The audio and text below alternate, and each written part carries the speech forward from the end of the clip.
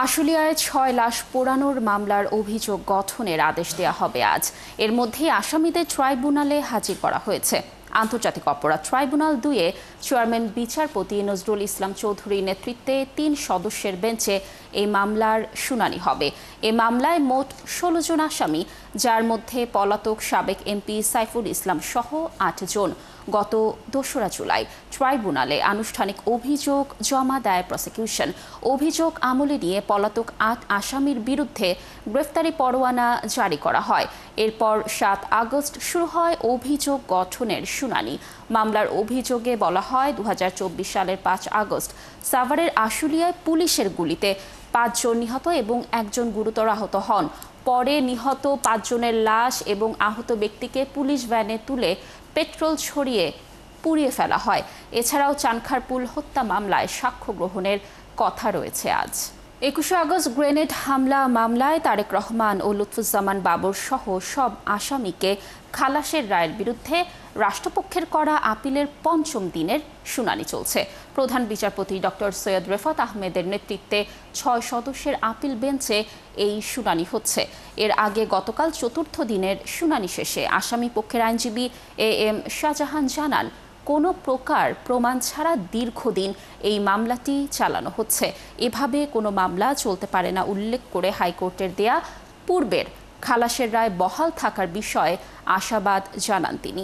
তারেক রহমানের পক্ষেও কোনো প্রমাণ বা স্বীকারোক্তি পাওয়া যায়নি বলে জানান আইনজীবী। তিনি বলেন, শুধু স্বীকারোক্তির উপর এই মামলা চালানো যায় না। গেল বছরের ১ ডিসেম্বর মামলার ডেথ রেফারেন্স ও আপিলের শুনানি শেষে আসামিদের খালাসের রায় দেয় আদালত। এরপর রাষ্ট্রপক্ষ লিভ টু আপিল করে। ২০০৪ সালের ২১ আগস্ট রাজধানীর গুলিস্তানে আওয়ামী লীগের সমাবেশে ভয়াবহ গ্রেনেড হামলা চালানো হয়। ওই হামলায় আওয়ামী লীগের মহিলা বিষয়ক সম্পাদক আইভি রহমান সহ ২৪ জন নিহত হন। দর্শক, ট্রাইব্যুনালে মামলার খোঁজ খবর রাখছেন সহকর্মী সৈকত সাদিক। আরও খবর নিয়ে তিনি যুক্ত হচ্ছেন আমাদের সাথে। সৈকত, নিশ্চয়ই শুনতে পাচ্ছেন আমাকে। ২১ আগস্ট গ্রেনেড হামলার মামলার ৫ম দিনের শুনানি চলছে। শুনানির সর্বশেষ কি তথ্য রয়েছে আপনার কাছে জানাবেন?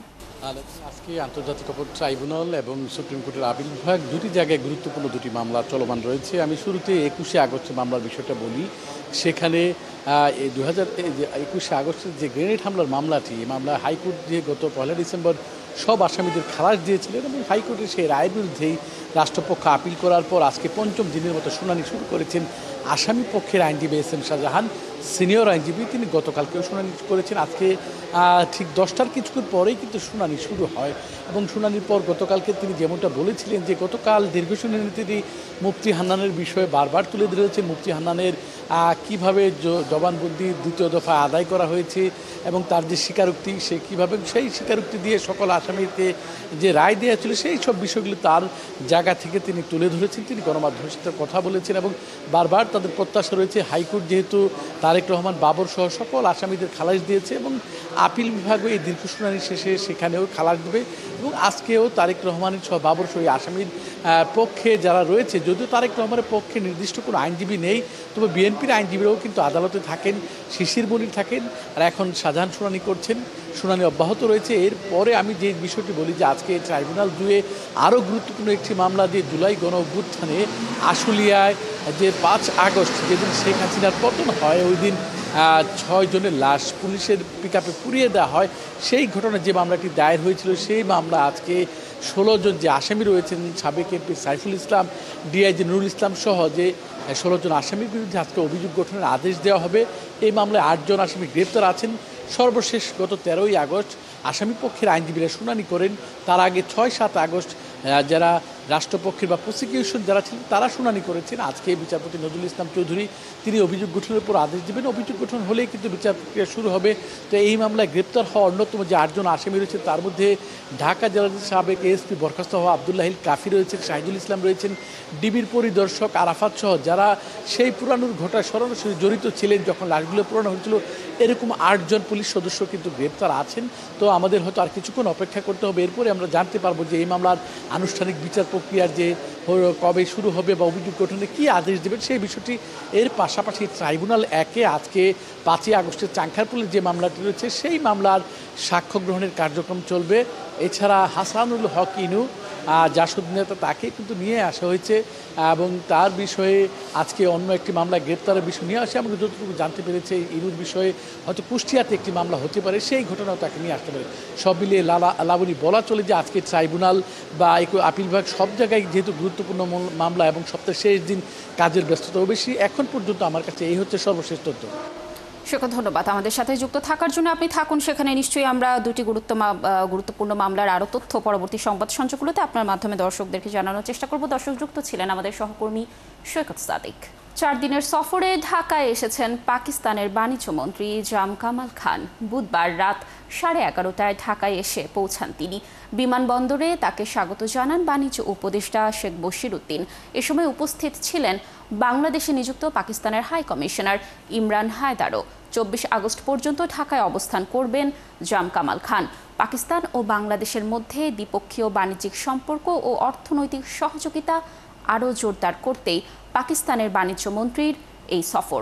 4 দিনের এই সফরে তিনি বাণিজ্য উপদেষ্টা, সরকারি কর্মকর্তা এবং ব্যবসায়ী প্রতিনিধিদের সঙ্গে বৈঠক করবেন।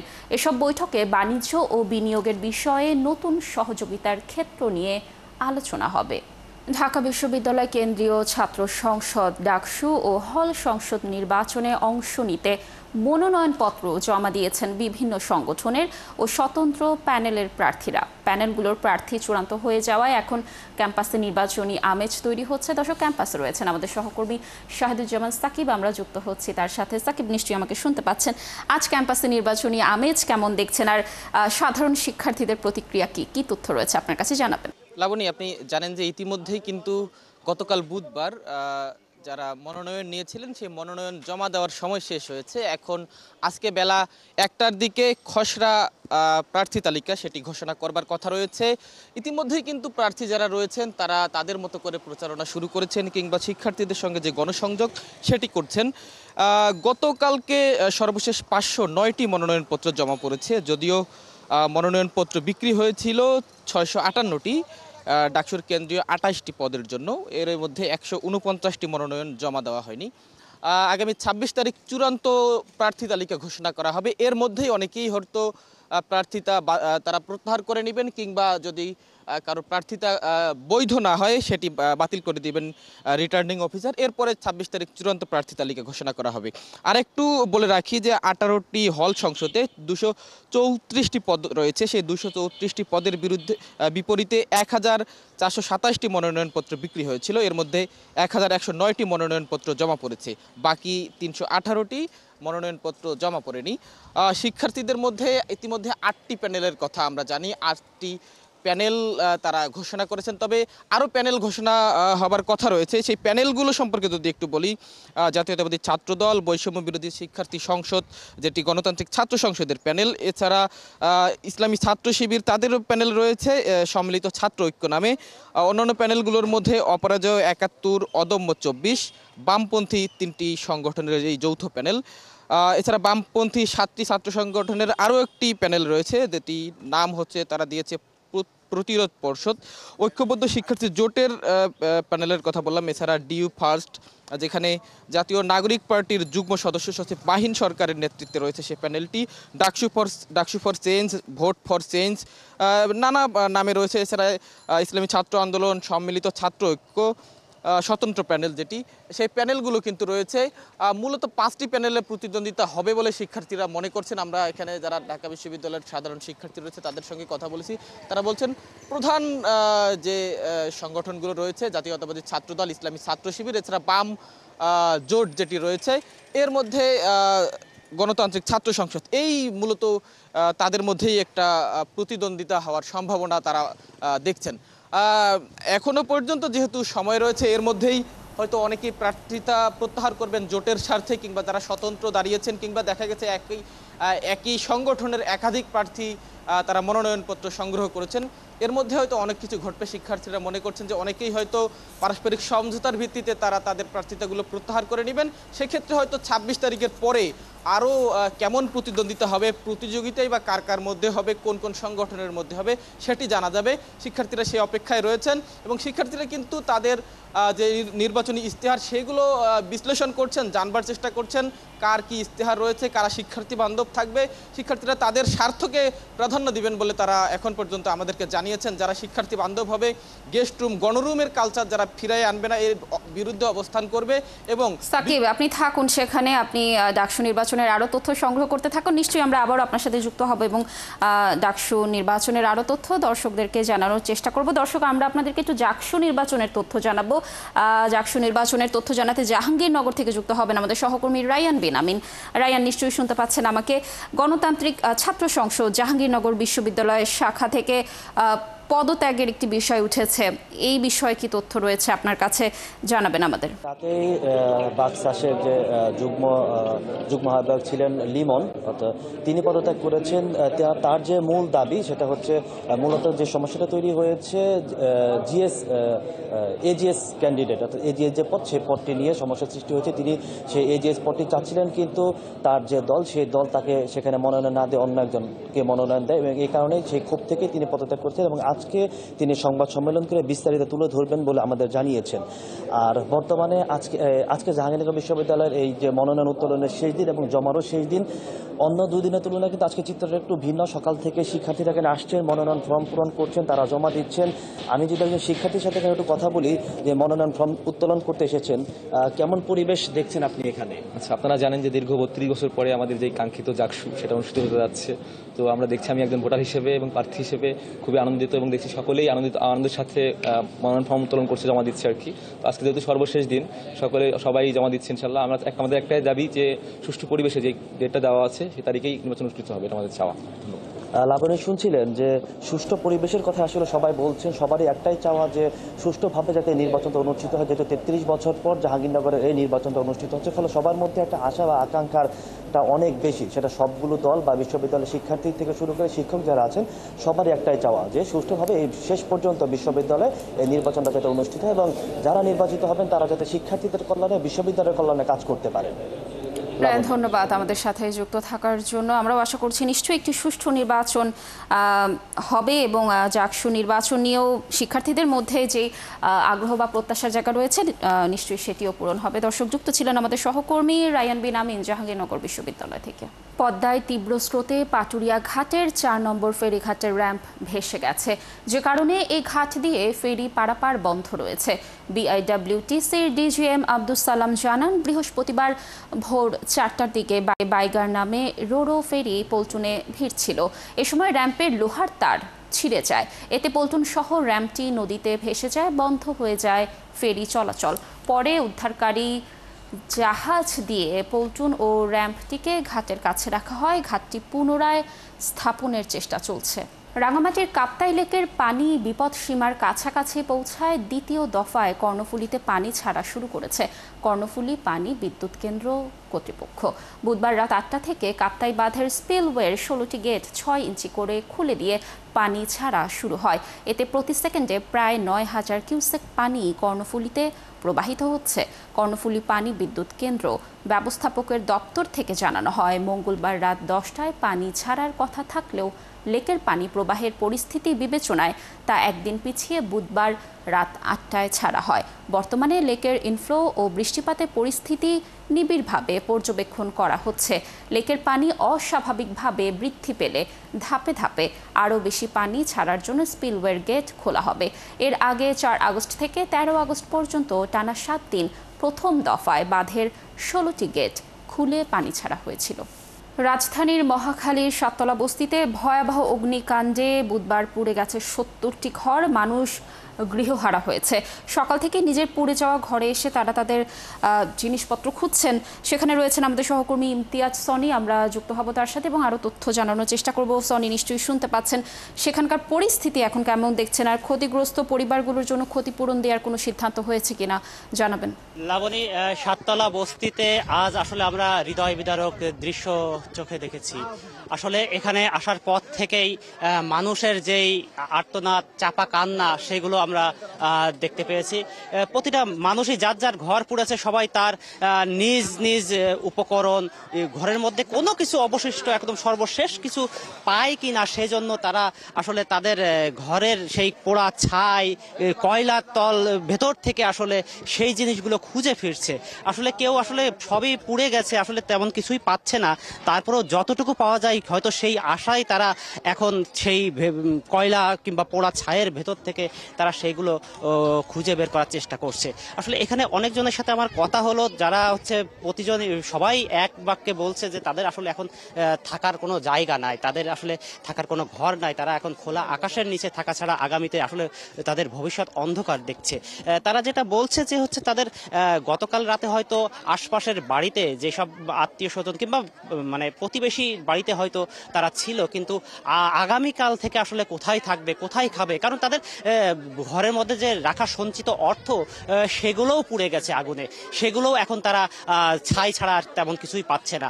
তো তার মধ্যে তাদের শিশু সন্তানদের জামা কাপড়ও পর্যন্ত পুড়ে গেছে। এখন সেই বাচ্চাদের গায়ের জামা কাপড়ও দেওয়ার মতো তাদের সেই সামর্থ্যও নেই। তারা এখন দিক বিদিক আসলে তাদের মানে সবার ভিতরে চাপা কান্নার মধ্যে আসলে তারা কিছু বলতে পারছে না যে আসলে আগামীতে আসলে তারা কি করবে বা আগামীতে তারা কোথায় যাবে।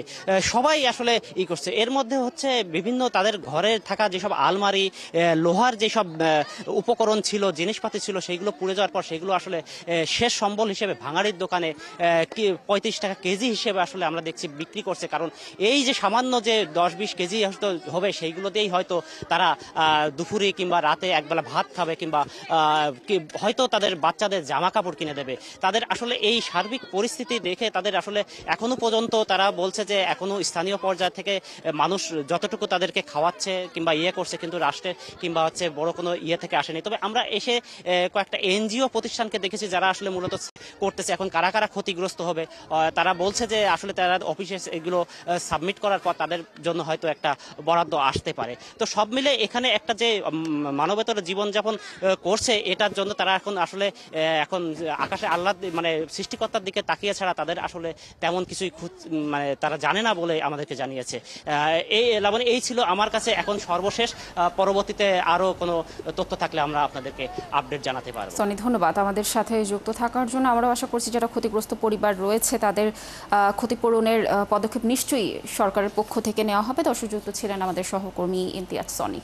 বাগেরহাটের 4টি সংসদীয় আসন বহাল রাখার দাবিতে মহাসড়ক অবরোধ, বিক্ষোভ মিছিল ও অবস্থান কর্মসূচি ঘোষণা করেছে বিএনপি, জামায়াত সহ বিভিন্ন রাজনৈতিক দলের সর্বদলীয় সম্মিলিত কমিটি। এসব কর্মসূচির মধ্যে সকাল 9টা থেকে দুপুর 1টা পর্যন্ত 4 ঘন্টা বাগেরহাটের ফকিরহাট উপজেলার কাটাখালী থেকে নয়াপাড়া পর্যন্ত মহাসড়ক অবরোধ রয়েছে। এ নিয়ে আরও জানাচ্ছেন সহকর্মী এনামুল হক। আমরা যুক্ত হচ্ছি এনামুলের সাথে। এনামুল, এখন সেখানকার পরিস্থিতি কেমন আর কি কি কর্মসূচি রয়েছে, এ নিয়ে নেতাকর্মী সহ এলাকার লোকজন কি বলছেন জানাবেন। বাগেরহাটের 4টি আসন থেকে একটি আসন কেটে দেওয়ার ফলে কিন্তু এখানে বাগেরহাটের মংলা, মোড়লগঞ্জ, শরণখোলা, এমনকি বাগেরহাট সদর এবং ঢাকা জাতীয় প্রেস ক্লাবের সামনে পর্যন্ত মানববন্ধন করা হয়েছে। এই মানববন্ধন এবং বিভিন্ন কর্মসূচির পরেই কিন্তু আজকে কিন্তু সর্বদলীয় অবরোধ ডাকা হয়েছে। তো এই বিষয়ে আমি একটু কথা বলতে চাই বা কেন্দ্রীয় বিএনপির গবেষণা বিষয়ক সম্পাদক কৃষিবিদ শামীমুর রহমানের সাথে। আপনারা কেন এই অবরোধ দেখেছেন? ধন্যবাদ। আপনারা জানেন বাগেরহাটের সর্বদলীয় সম্মিলিত জাতীয় কমিটি করা হয়েছে। ইসি যে আপনার হঠকারী সিদ্ধান্ত নিয়ে টেকনিক্যাল কমিটি প্রস্তাব করেছে একটি মীমাংসিত বিষয়, 70 সাল থেকে 4টি সংসদীয় আসন। হঠাৎ করে আরবি অনুসারে কোনো গণশুনানি, কোনো পলিটিক্যাল পার্টির নেতৃত্ববৃন্দ, সুশীল সমাজ কারোর সাথে মত বিনিময় না করে রাতের অন্ধকারে ইসির টেকনিক্যাল কমিটি বাগেরহাট থেকে একটি আসন, সংসদীয় আসন কেটে নিয়েছে। 4টি আসনের পরিবর্তে 3টি করার প্রস্তাব করেছে, খসড়া প্রস্তাব করেছে। আমরা এর তীব্র নিন্দা প্রতিবাদ জানাই। বাগেরহাটবাসী এই নির্বাচন কমিশনের প্রতি আহ্বান জানাচ্ছে। এই বাগেরহাটের 4টি সংসদীয় আসন ভৌগোলিক দিক থেকে, জনসংখ্যার দিক থেকে, ওয়ার্ল্ড হেরিটেজ সুন্দরবনের দিক বিবেচনা করে বাগেরহাটবাসীর নাগরিক অধিকার, গণতান্ত্রিক অধিকার ফিরিয়ে না দেওয়া হলে যে কোনো প্রস্তুত রয়েছে। লাবণী, আপনি শুনতেছিলেন। এরপর আমরা কেউ জামাত নেতার সাথে কথা বলবো। হুজুর সাহেব, আপনি একটু বলবেন এই আজকের অবরোধ। আমরা আজকে যে অবরোধ আহ্বান করেছি এ কারণে যে বাগেরহাটের 4টি আসনকে 3টি আসনে পরিণত করে বাগেরহাটের 1টি আসনকে বিলুপ্ত ঘোষণা করার ইসির যে প্রস্তাবনা, এই প্রস্তাবনা কোনোভাবেই আইনসম্মত নয় এবং বাগেরহাট বাসী এটা মানে না। লাবণী, আপনি শুনছিলেন যেমনটি যে এখানে যে বিএনপি এবং জামাত সহ যে অন্যান্য দল রয়েছে তাদের নেতা কর্মীরাও কিন্তু এখানে রয়েছে। আমি ঢাকা খুলনা মহাসড়ক এবং যে ঢাকা খুলনা মংলা মহাসড়কের কিন্তু যে সমস্ত এলাকা রয়েছে সেই সমস্ত এলাকার কিন্তু যানবাহন চলাচল বন্ধ রয়েছে। লাবণী। এনামুল, ধন্যবাদ আমাদের সাথে যুক্ত থাকার জন্য। দর্শক, যেমনটি বলছিলাম, বাগেরহাটের 4টি সংসদীয় আসন বহাল রাখার দাবিতে মহাসড়ক অবরোধ করেছে বিএনপি, জামায়াত সহ বিভিন্ন রাজনৈতিক দলের সর্বদলীয় সম্মিলিত কমিটি। এই বিষয়ে বিস্তারিত তথ্য জানাচ্ছিলেন আমাদের সহকর্মী। ঢাকা সিলেট মহাসড়কের হবিগঞ্জের নবীগঞ্জ উপজেলার আউশকান্দি এলাকায় একটি সিএনজি রিফুয়েলিং স্টেশনে ভয়াবহ অগ্নিকাণ্ডের ঘটনা ঘটেছে। বৃহস্পতিবার ভোর 5টার দিকে এই আগুনে স্টেশনে থাকা 9টি সিএনজি অটোরিকশা ও একটি যাত্রীবাহী বাস পুড়ে ছাই হয়ে যায়। এ ঘটনায় একজন আহত হয়েছেন। ফায়ার সার্ভিসের টিম লিডার হাবিবুর রহমান জানান, হবিগঞ্জ থেকে সিলেটগামী একটি যাত্রীবাহী বাসে গ্যাস ভরার সময় হঠাৎ বিস্ফোরণ হয়। সেখান থেকে আগুন দ্রুত ছড়িয়ে পড়ে। মুহূর্তের মধ্যে পাশে থাকা একের পর এক সিএনজি অটোরিকশায় আগুন ধরে যায়। আগুন নেভানোর সময় পুড়ে আহত হন স্টেশনের এক কর্মচারী। তাকে সিলেট ওসমানী মেডিকেল কলেজ হাসপাতালে ভর্তি করা হয়েছে। এলাকার লোকজন জানান, হঠাৎ আগুন ছড়িয়ে পড়লে আশপাশে থাকা মানুষজন আতঙ্কে ছোটাছুটি শুরু করে। ফায়ার সার্ভিস ঘটনাস্থলে পৌঁছানো পর্যন্ত আগুন ভয়াবহ আকার ধারণ করে। ফায়ার সার্ভিস জানায়, নবীগঞ্জ ও হবিগঞ্জ থেকে ফায়ার সার্ভিসের 3টি ইউনিট 2 ঘন্টার চেষ্টায় সকাল 7টার দিকে আগুন নিয়ন্ত্রণে আনে।